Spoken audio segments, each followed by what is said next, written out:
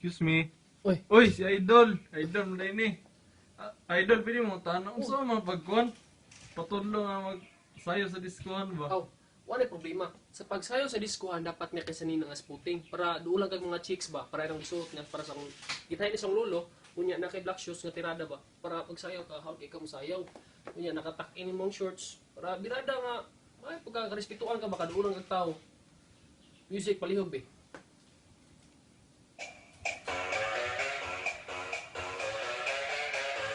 Seryoso ka dapat anak. Eh, wala pa may modul si mga anak eh, matingala sila. Yan na yung babae nga natanong si mo ah. Pag-ada na mo diya, usahay rin ka.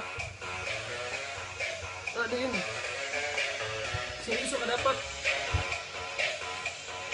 Gitig-gitig yun. Doon na siya, doon ang babae. Ibangon ni mo.